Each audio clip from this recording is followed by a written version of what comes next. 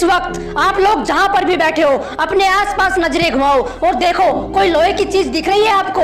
अगर दिख रही है तो उसे उठाओ और आसमान में उड़ा दो। क्या सोचने लग गए कि कैसी पागलों जैसी बातें कर रहा है ये आदमी? ठीक सोच रहे हो आप, क्योंकि ये बात मैंने नहीं, आज से 117 साल पहले दो भाइयों ने बोली थी और लोगों ने उन्हें पागल ही बोला था। वो कहते थे हम कुर्सी उड़ा देंगे, टेबल उड़ा देंगे, लोहे को उड़ा देंगे, हम एक ऐसी मशीन बनाएंगे कि इंसान को भी आसमान में उड़ा देंगे। लोगों ने कहा इनकी बुद्धि खराब हो गई है, कैसी पागलों जैसी बातें करते हैं ये आदमी। लोग उन्हें पागल बोलते रहे और वो दिन रात पागलों की तरह एक्सपेरिमेंट करते रहे। कई साल लग गए, लेकिन अपने इसी पागलपन की वजह से इन्होंने इतिहास बना दिया। जिस लोहे को उठा ना सके 1000 आदमी, उसे आसमान में उड़ा दिया। कितने सपने देखते हो आप, कितना ऊपर उड़ना चाहते हो, कितना बड़ा बनना चाहते हो? यार मैं इतना बड़ा बनना चाहता हूँ, इतना बड़ा बनना चाहता हूँ। अबे रुक, इतना बड़ा बनने के लिए तुझे पागल बनना पड़ेगा। बता तू बन सकता है? इतना बड़ा बनने के लिए तुझे अपने दिमाग में एक सॉफ्टवेयर इंस्टॉल करना पड़ेगा कि मैं 1000 बार फैलूंगा तब भी नहीं रुकूंगा। बोल तू कर सकता है ऐसा?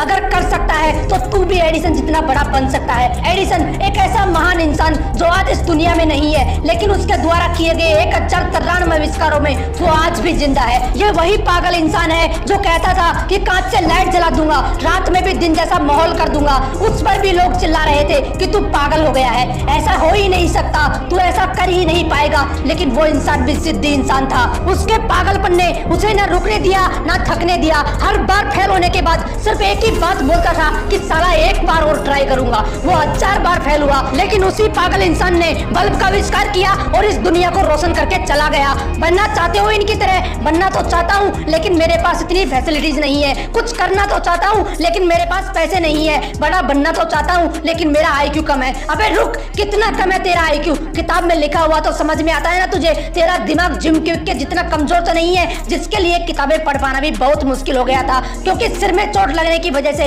इसके दिमाग ने ठीक से काम करना बंद कर दिया था। इस बंदे ने अपनी जिंदगी के 3 साल सिर्फ ये समझने में गुजार दिए कि सेंटेंसेस को पढ़ा कैसे जाता है। ये सेंटेंस पढ़ना सीखा ही था कि एक बार फिर सीढ़ियों से गिरने की वजह से इनके सिर में चोट लगी और इनकी हालत पहले से भी ज्यादा खराब हो गई। लेकिन अंदर तो जिद थी ना खुद को साबित करने की। इन्होंने अपने दिमाग को समझने के लिए इतनी किताबें पढ़ डाली कि आज वो बंदा माइंड एक्सपर्ट एंड दुनिया के सबसे बड़े लाइफ कोचेज में से एक है। जिस बंदे के दिमाग ने ही काम करना बंद कर दिया था, आज वो बंदा लोगों को यह सिखाता है कि दिमाग को काम में कैसे लेना चाहिए। यहाँ तक कि कई लीडिंग कंपनीज के मालिक इलोन मस्क को भी इस बंदे ने ट्रेन किया है। अगर मैं आपको बोलूं कि मैं एक ऐसा यंत्र बनाऊंगा जिसकी सहायता से किसी भी इंसान को गायब करके कुछ ही सेकंडों में अमेरिका पहुंचा दूंगा, तो बताओ कैसा लगेगा आपको? आप मुझे पागल बोलोगे या नहीं? क्या बीतेगी मुझ पर जब चारों तरफ से लोग मुझे पागल बोल रहे होंगे कि तू नहीं कर सकता, तेरे बस की नहीं है। कुछ ऐसा ही ग्राहम बेल के साथ हुआ था। वो बोलते थे कि ऐसा यंत्र बनाऊंगा जिससे आप भगवान की तरह हजारों किलोमीटर दूर बैठे किसी भी इंसान से बात कर पाओगे। लोगों ने कहा ये पागल हो गया है,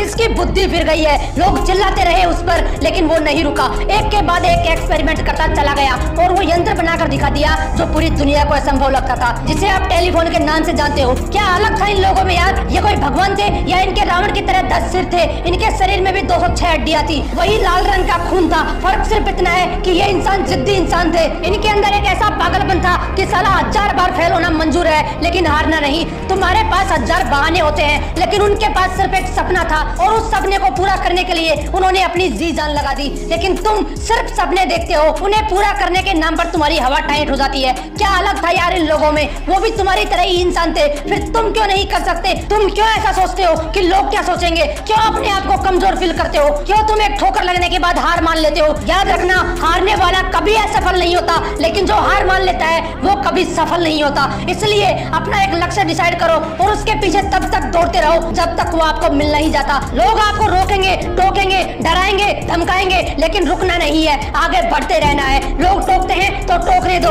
भौंकते हैं तो भौंकने दो, लेकिन आप जिद्दी हो जाना अपने लक्ष्य के लिए। पागलपन की सारी हदें पार कर देना। मोटिवेशनल विंग्स आपको इसी तरह हौसलों की उड़ान देता रहेगा, इसलिए इसे लाइक, शेयर एंड सब्सक्राइब जरूर कर देना। लोगों ने रचे होंगे इतिहास कई सारे, तुम भी एक नया इतिहास रच देना।